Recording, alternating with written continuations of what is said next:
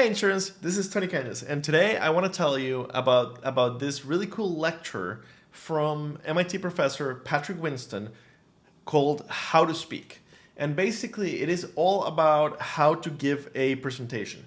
And when you look at Dr. Winston, he doesn't exactly look like the kind that would be engaging that would be an engaging speaker. But he's done a lot of research on the topic, and he has come up with some really interesting stuff. And he is actually a really engaging speaker. So he talks about how the ability to communicate is absolutely crucial because ultimately, because success is determined by your ability to speak, your ability to write, and the quality of your ideas in that order. In fact, he proposes this formula which basically says that the quality of your communication is a function of the amount of knowledge, K, the amount of practice, P, and your inherent talent, lowercase t. As you can see on the way he writes the formula, knowledge and practice are much more important than talent. So this is something that can be learned. So with the right amount of knowledge and practice, you can get better than even those naturally talented at communicating and public speaking.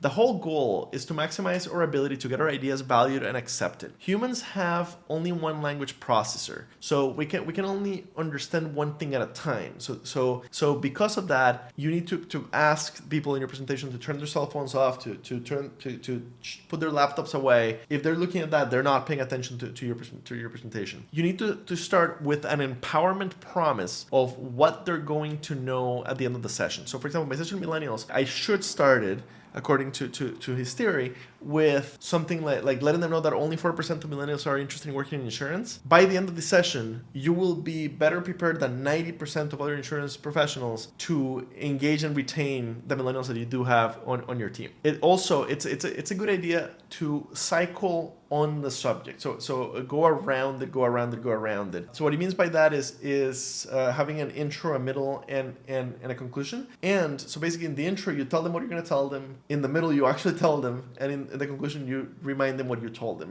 Because people, the way your brain works, they have to hear things several times before they remember them. Also, he recommends building a fence around your idea so it's not confused with other people's ideas. So the way that you do this is you specifically spend time talking about other speakers who have similar perspectives as yours, and you explain why yours is different. You build a fence around your idea. He talks about verbal punctuation. One example of that is asking a question.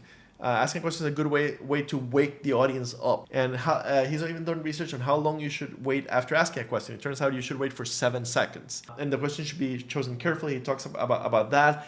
The place where you speak is very, very important. So always show up early, always case the joint, always show up early and look at the place where you're going to speak early so that you can figure out if there's anything that needs to be solved. It is very, very important for the place to be well lit. The AV people, the audiovisual people, will tell you that your slides will be better, will be easier to read if the lights are dim. The right answer to that is lights are harder to see through an eyelid. Low lights cause people to fall asleep. It's your natural reaction to low lights. So keep it well lit. Talk to the AV people up front about keeping the lights on. It should be reasonably populated. What that means is you want the auditorium to be at least half full. If you have a small group, so if you show up and they've told you it's a group, they're expecting 30 people to show up, and it's an auditorium of 150 people, it's just weird for people. So ask if you can be moved to a smaller room that better fits the number of people that will be there. You want the room to be at least half full. And then he talks a lot about using the right tool for the purpose. So when you want to teach or inform, a blackboard or a whiteboard is better than slides. Slides are great when the purpose of your presentation is exposition. Why is a blackboard or whiteboard so good? Because you can draw on it, because it's a target for your hands, so you won't do the grave mistake of putting your hands in your pocket or behind your back. Also, he recommends the use of props. Our brains just remember props really well. It makes me think of Amy Weininger and her hula hoop and other props that she use props. About slides, he predicts, without having looked at them, that you have too many slides and you have too many words on your slides. That's because just about everybody does that. Just about everybody has too many slides and too many words on your slides. He talks about the basic crimes against PowerPoint. Too many words, reading your slides. The problem reading your slides is that people have only one language processor. So either they're processing what the slide says or they're processing what you're telling them. So you want to have as few words on the slide as possible.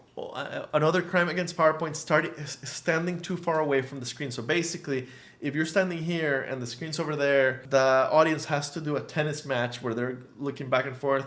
You want to stand right by the screen, right in front of the screen, basically, so they're looking at you, and the screen's just kind of a little extra something. You want to eliminate clutter from your PowerPoint, and you don't want to use clipart. Also, you don't want to use font lower than size 40. Number one, it can get hard to read. Number two, it allows you to fit too many words on the slide. Finally, no using a pointer. Because the problem is, in order to use a pointer, you need to look back at your slides, and you're giving your back to the audience. So don't use a pointer, not even a laser pointer. And finally, don't use slides that are too heavy. So how do you know if your slides are too heavy? You print them out. What you want is slides with a lot of images that remind you what's next, and maybe a few words, but not much more than that. So basically, what you want is simple slides that just remind you of where you're at.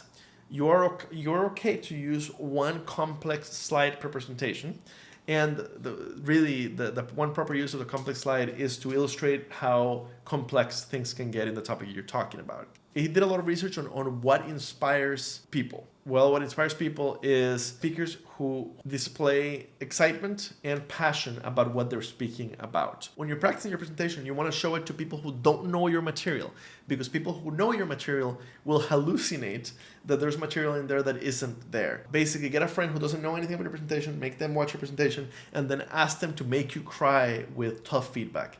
That is how you prepare your presentation. Also, he has a 5-step how to be remembered, a 5-step process to be remembered. Number one, have a symbol. So if you think about my Millennials Insurance session, the Superman thing, the superhero thing is the symbol. Number two, have a slogan. In my case, the slogan is, "Where will your future leaders come from?" Number three, have a surprise. I'm not sure exactly which part of my presentation is a surprise, but I'm sure there's a few surprises in there. Number four, have a salient idea. In my presentation, the salient idea is millennials want to work in insurance. They just don't know it. By the way, a salient idea is not the most important idea. It's just the idea that strikes out. And finally, you want to tell a story. In my case, I tell lots of stories in my presentation.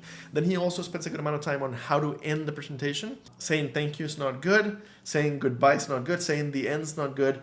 You want to end the presentation in a much more forceful and much more exciting and memorable way. Anyway, I'm including the link. It's an hour long. Definitely worth watching. I've been speaking for public speaking for years, and I found this to be a very, very helpful presentation. Hey, in 2021, we are really focused on growing our YouTube channel. So even if you never used YouTube, I'd really appreciate it if you go to youtube.com/insurancenerds, click on the subscribe button, and click the notification icon. Thank you so much. Thank you. I hope this was helpful.